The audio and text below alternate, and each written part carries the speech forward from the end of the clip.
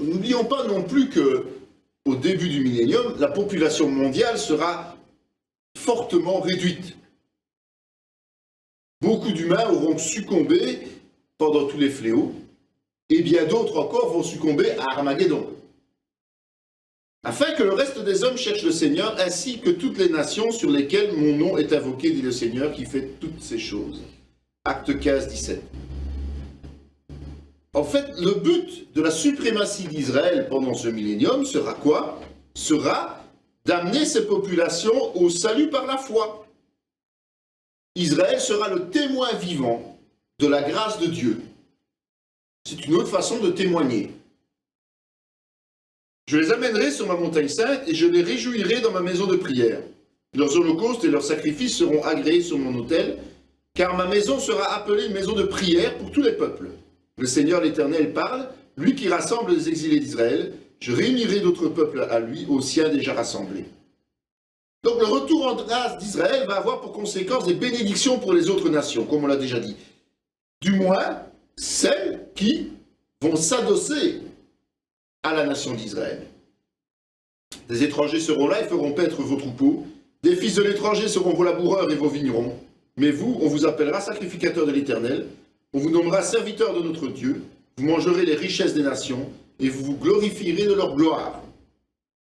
Le prix à payer pour les nations qui étaient rebelles à Dieu, je le rappelle quand même, c'est pour ça qu'on en est arrivé à ce stade de la bataille d'Armageddon, eh bien, le prix à payer sera très élevé. C'est eux qui feront le sale travail quelque part, les basses besognes pour le peuple d'Israël, et c'est eux qui mettront leur propre richesse à la disposition d'Israël. C'est en fait vraiment le principe de domination, et un peu comme les empires de l'histoire, les nations seront soumises à Israël. Il ne se fera ni tort ni dommage sur toute ma montagne sainte, car la terre sera remplie de la connaissance éternelle, comme le fond de la mer par les eaux qui le couvrent. En ce jour, le rejeton d'Isaïe sera là comme une bannière pour les peuples, les nations se tourneront vers lui, et la gloire sera sa demeure. Ésaïe 11, 9, 10.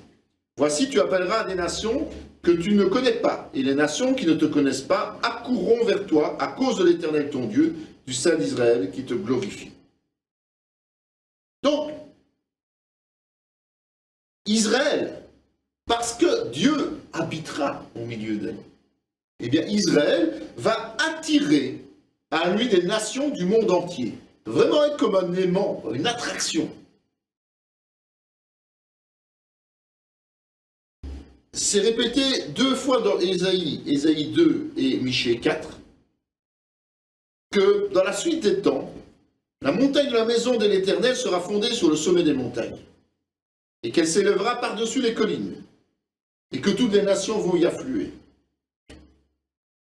Les peuples s'y rendront en foule, ils diront « Venez, montons à la montagne de l'Éternel, à la maison du Dieu de Jacob, afin qu'il nous enseigne ses voies et que nous marchions dans ses sentiers. » Comme on l'a vu, car de Sion sortira la loi, et de Jérusalem la parole de l'Éternel. Il sera le juge des nations, l'arbitre d'un grand nombre de peuples.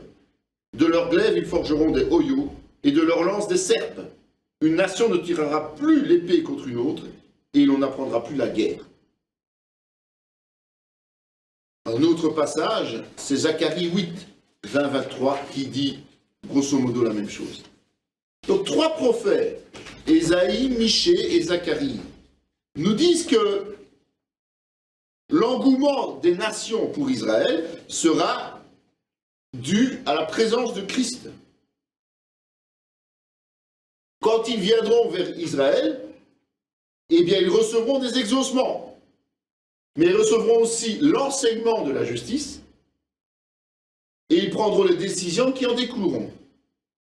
Donc ça veut dire que volontairement, beaucoup de nations accepteront de venir.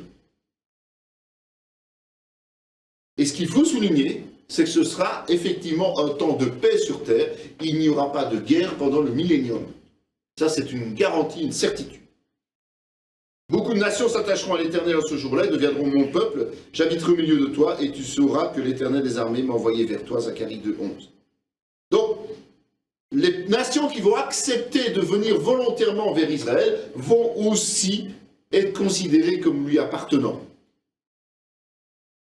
Le règne, la domination et la grandeur de tous les royaumes qui sont sous les cieux seront donnés au peuple des saints du Très-Haut. Son règne est un règne éternel et tous les dominateurs le serviront et lui obéiront. Daniel 7, 27. Et la même chose est répétée notamment dans Zacharie 14, 16, 19.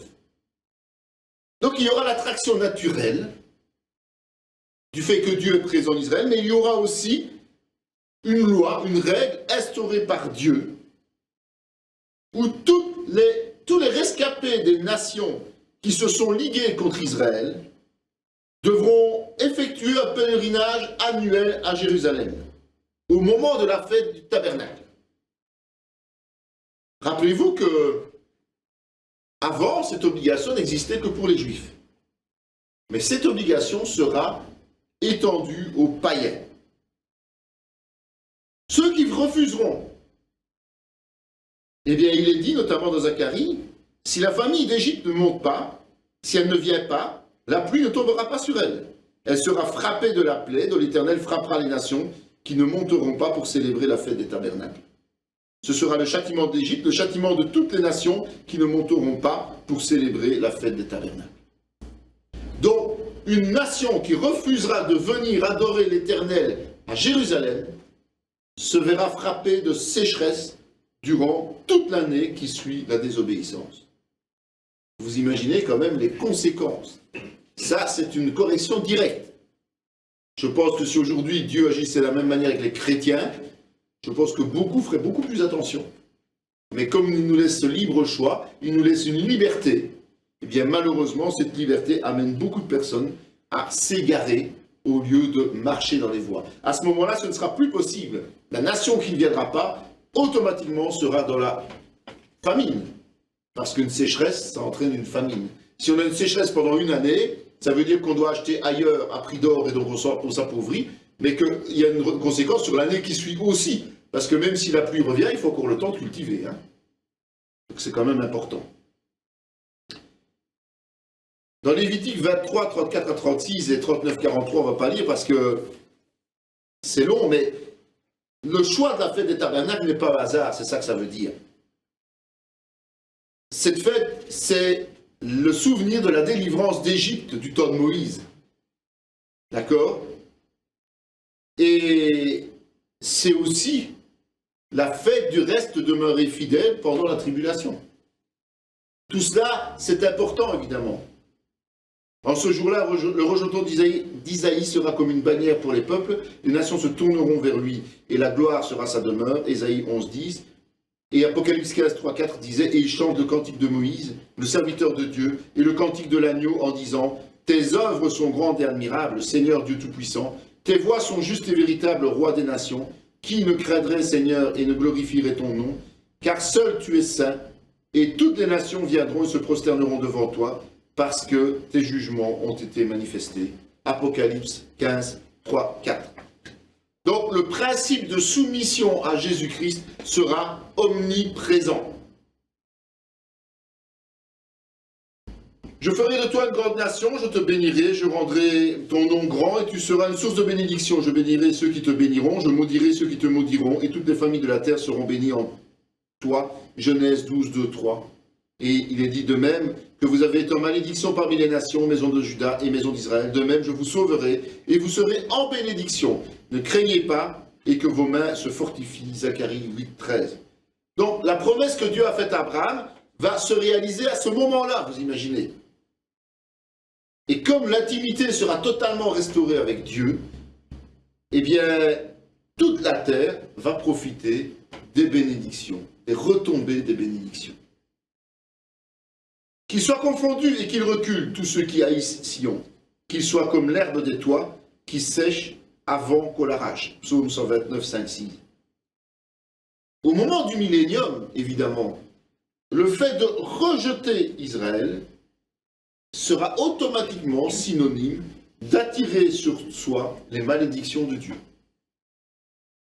Car la nation et le royaume qui ne te serviront pas périront. Ces nations-là seront exterminées. Ésaïe 72. Donc ceux qui vont persister dans leur résistance et qui ne voudront absolument pas suivre les ordres qui viennent du trône de Jésus-Christ seront tout simplement priés de la carte. Pas bien compliqué. Quand on dit que Christ va régner avec la verge de fer, c'est ça que ça veut dire. On n'est pas d'accord, on a le droit de ne pas être d'accord, mais on est jugé. Tout de suite. Le reste de Jacob sera au milieu des peuples nombreux, comme une rosée qui vient de l'Éternel, comme des gouttes d'eau sur l'herbe. Elle ne compte pas sur l'homme, elle ne dépend pas des enfants des hommes. Le reste de Jacob sera parmi les nations, au milieu des peuples nombreux, comme un lion parmi les bêtes de la forêt, comme un lionceau parmi les troupeaux de brebis. Lorsqu'il passe, il foule et déchire, et personne ne délivre. Michée 5, 6, 7. Israël sera impitoyable avec ceux qui vont refuser d'exécuter les ordres de Dieu. Donc Dieu va utiliser Israël comme bras armé quelque part, pour imposer sa volonté. Et c'est quand même étonnant qu'on parle de lion, du symbole du lion pour Israël, et que Jésus lui-même est appelé le lion de Juda. Son peuple, c'est Juda, évidemment, aussi. Car la terre sera remplie de la connaissance de la gloire de l'Éternel, comme le fond de la mer par les eaux qui le couvrent, passage qu'on a déjà vu plusieurs fois, mais Habakkuk 2, 14. Le millénium, ce sera un temps béni pour Israël. Et aussi pour tous les hommes qui vont se soumettre à la volonté de Christ. Dieu sera connu sur toute la terre, mais ce n'est pas encore le ciel. D'accord? On est toujours sur terre. C'est toujours la réalité terrestre. Donc ça veut dire que notre nature charnelle est toujours mortelle, que le péché va rester ancré au fond du cœur des hommes, même si, par la manière de gouverner de Jésus, eh bien, les effets du péché charnel de la chair seront fortement atténués et que le diable ne sera pas là pour stimuler, d'accord, une rébellion. Mais il est intéressant de voir qu'à ce moment-là, la population sera encore composée d'une manière particulière. D'abord, il y aura le reste d'Israël qui sera rassemblé sur son territoire, à Canaan. Certains seront restés fidèles jusqu'au bout de la tribulation, tandis que d'autres auront montré leur lâcheté quelque part. Puis il y aura le reste des nations révoltées contre Dieu. Vous vous rappelez qu'on avait vu qu'ils avaient été momentanément épargnés quand Jésus était revenu en gloire. Puis il y a aussi les populations des rares nations qui n'ont pas participé à la rébellion mondiale. Il y en a eu quand même. Et puis il y a ceux qui vont naître pendant ce règne millénaire, tant en Israël que dans les autres nations. Donc à la fin du millénium, il faut se dire que, étant donné que la mort est toujours bien présente, la génération qui sera là au moment de la fin des 1000 ans n'aura rien connu de la tribulation, puisque ça fait quand même 1000 ans. Hein?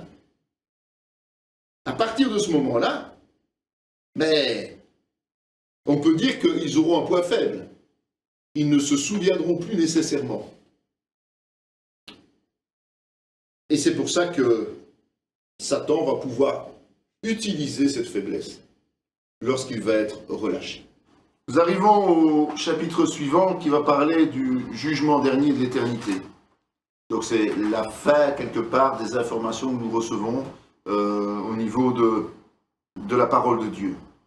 À la page 180, vous avez un petit résumé, un rappel de la chronologie des différents jugements de Dieu. Et les jugements ont commencé bien avant la création du monde, donc au moment du jugement de Lucifer. Et puis, ça se terminera bientôt avec ces jugements qui vont précéder l'éternité, éternité qui, elle, ne sera jamais soumise au jugement. D'accord ? Ayez en vous les sentiments qui étaient en Jésus-Christ, lequel, existant en forme de Dieu, n'a point regardé comme une proie à arracher, d'être égal avec Dieu, mais s'est dépouillé lui-même en prenant une forme de serviteur, en devenant semblable aux hommes et ayant paru comme un simple homme. Il s'est humilié lui-même, se rendant obéissant jusqu'à la mort, même jusqu'à la mort de la croix. C'est pour ça aussi, Dieu l'a souverainement élevé et lui a donné le nom qui est au-dessus de tout nom, afin qu'au nom de Jésus, tout genou fléchisse dans les cieux, sur la terre et sous la terre, et que toute langue confesse que Jésus-Christ est Seigneur, à la gloire de Dieu le Père. Philippiens 2, 5, 11. Donc, nous venons de voir le millénium et nous avons conclu que la génération qui sera là présente à la fin du millénium n'aura aucune expérience de ce qui s'est passé juste avant le millénium. Et donc, elle n'aura jamais été confrontée à Satan, qui lui, pendant ce temps-là, était lié dans l'abîme.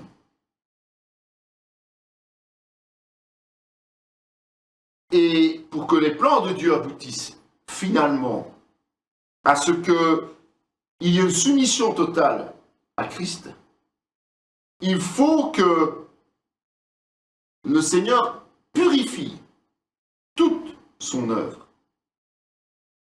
Et la dernière purification se fera au travers du jugement dernier.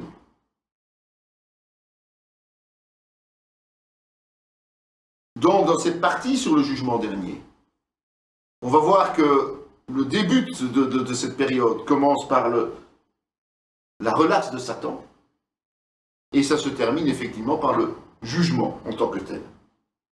Donc Satan va être libéré de l'abîme. Il faut bien s'imaginer que pendant que les choses se passent sur terre, pendant que Jésus est en train de soumettre les nations au travers de son peuple Israël, Satan est dans l'abîme. Imaginez la fureur qui peut naître dans le cœur de Satan, qui ne peut pas bouger et qui voit les choses. Il voit la paix, il voit l'absence de guerre, il voit l'adoration de Dieu. Imaginez un instant comment il doit fulminer, enfermé dans cet abîme. Après cela, il faut qu'il soit délié pour un peu de temps. Apocalypse 23.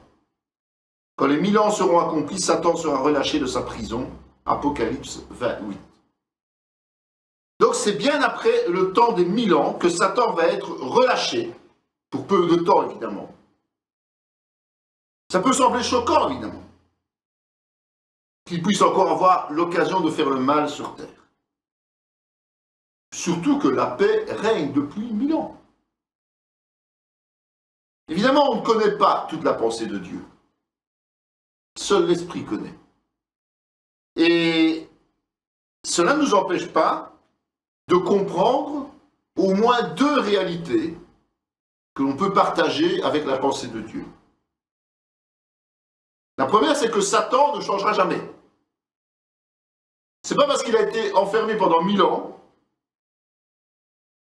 que la première chose qu'il fera une fois qu'il sera libéré, c'est séduire les nations pour se rebeller contre Dieu. C'est inévitable. Et puis, n'oublions pas, comme je l'ai dit, que l'homme est toujours déchu depuis Adam. Et même s'il vit dans une atmosphère de paix, rappelons tout de même que cette paix, elle lui est imposée. Et la moindre occasion pourrait le faire basculer, même dans l'abomination. Jérémie disait notamment que le cœur est tortueux par-dessus tout et il est méchant. Jérémie 17, 9. Dieu a créé l'homme avec la capacité de faire des choix. Le choix de croire en Jésus pour être sauvé n'est pas imposable par la force. C'est une option personnelle consentie. Donc si Dieu décidait de passer immédiatement de la situation de fin de millénium à l'éternité, il ne passerait pas par un test qu'on pourrait appeler de la tentation. Et cette population, en réalité, on n'est pas sûr qu'elle ait vraiment fait le choix volontaire de Jésus. Elle s'est sentie obligée de suivre. Alors Personne ne pourrait garantir ça. Il sortira pour séduire les nations qui sont aux quatre coins de la terre, Gog et Magog, afin de les rassembler pour la guerre. Leur nombre est comme le sable de la mer. Apocalypse 28. Donc dès que Satan va sortir de son abîme, il va commencer à séduire les nations.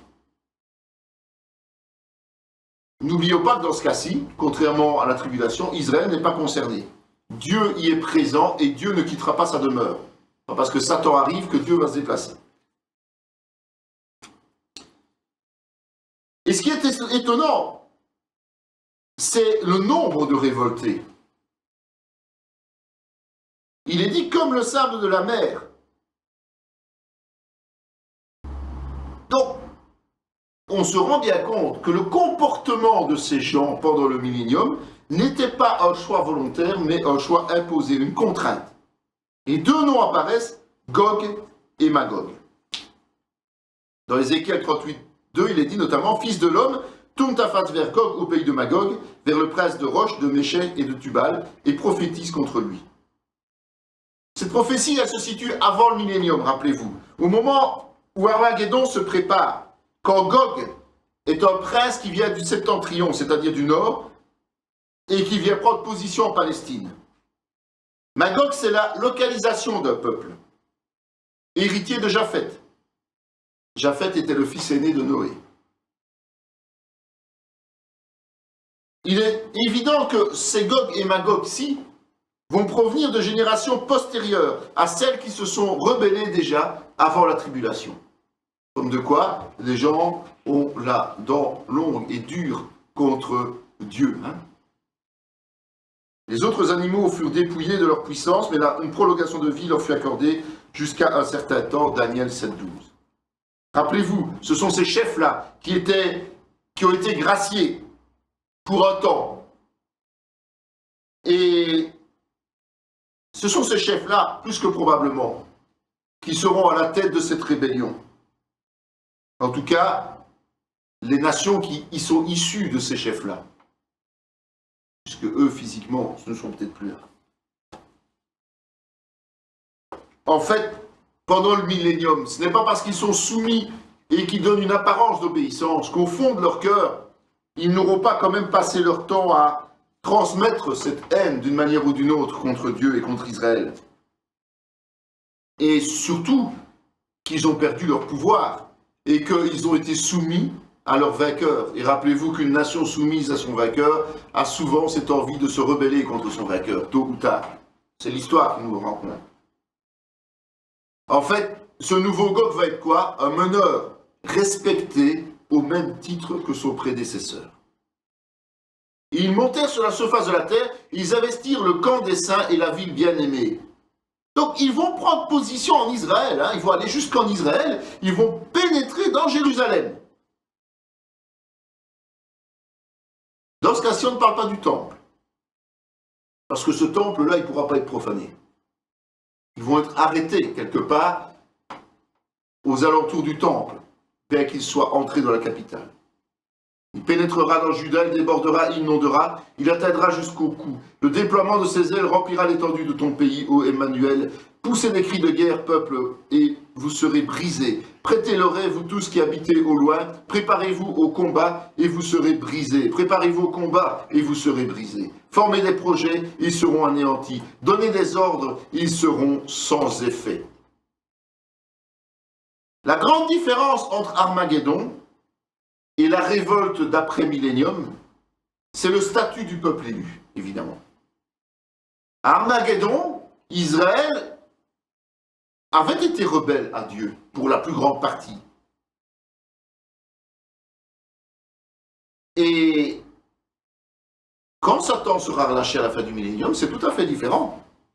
Israël vivra dans l'unité parfaite avec l'Éternel. Alors, plutôt que de devoir crier au secours après le Sauveur, les Juifs vont pouvoir proclamer d'office la défaite inévitable de leurs ennemis. Mais un feu descendit du ciel et les dévora, Apocalypse 29b. En fait, Dieu ne va pas perdre son temps. Hein. Il est déjà présent, il ne va pas descendre. Il est là, il réagit aussi vite. Ils se sont rassemblés contre lui, aussi vite ils ont pénétré dans Israël et Jérusalem, aussi vite ils sont anéantis. C'est ça, comme par le feu. Le feu, c'est une particularité du jugement de Dieu. Rappelez-vous Sodome et Gomorrhe. Et donc cette dernière détresse, cette dernière attaque, cette dernière rébellion prend fin très rapidement. Dans 2 Samuel 22, 7, 24, c'est un cantique de David. On ne va pas le lire ici parce qu'il est long, mais il est dit que David a invoqué l'Éternel et qu'il est intervenu tout de suite et qu'il l'a sorti de ses difficultés immédiatement. C'est un cantique prophétique, c'est une prophétie de David. Et donc, on va arriver à la fin définitive de la présence de Satan sur terre. C'est la dernière étape d'un processus qui a duré plusieurs milliers d'années. Donc, après sa rébellion, au tout début, avant même la création de l'homme, il a été chassé de la présence permanente de Dieu. Il pouvait toujours avoir accès, rappelez-vous, mais il a perdu son statut d'ange. À la croix, il a perdu son pouvoir sur les hommes qui appartiennent à Jésus-Christ. Et c'est là que sa condamnation a été prononcée.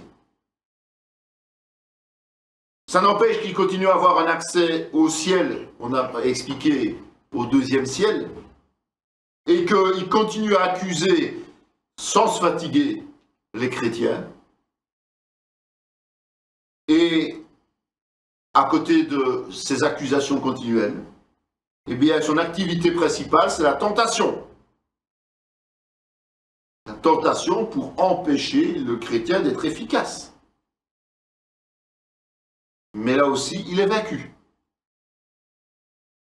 par ces mêmes chrétiens qui ont reçu tout pouvoir par délégation de Christ. Finalement, dans Apocalypse 12, 7, 10, on a vu qu'il va être précipité du ciel sur la terre. Là, on va voir que ça va être le déchaînement. Tous ces anges seront avec, en tout cas ceux qui seront hors de l'abîme. Et ce sera le moment fort de la tribulation.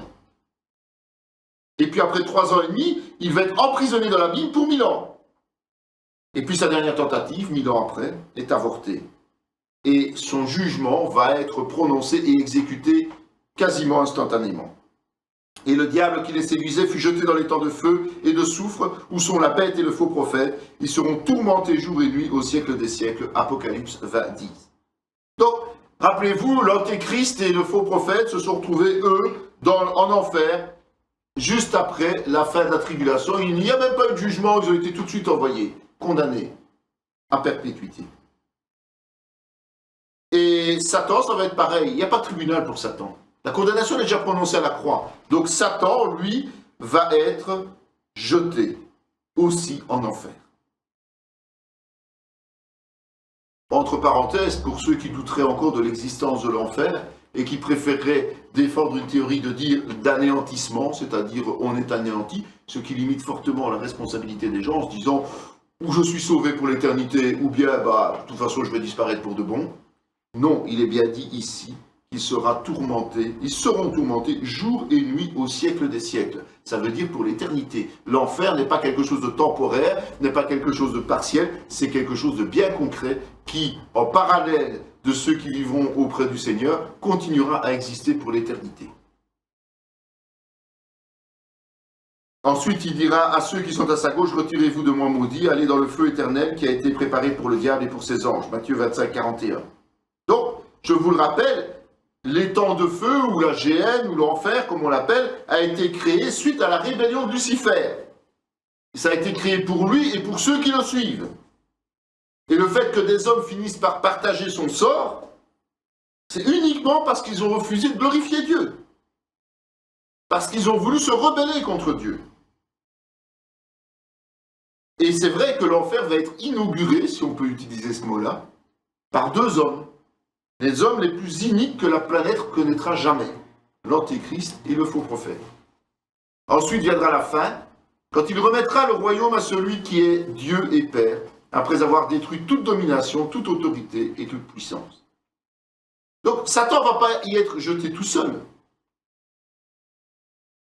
Mais tous ceux qui l'ont accompagné en tant qu'ange déchu, quel que soit leur rang, vont aussi être jetés là-bas.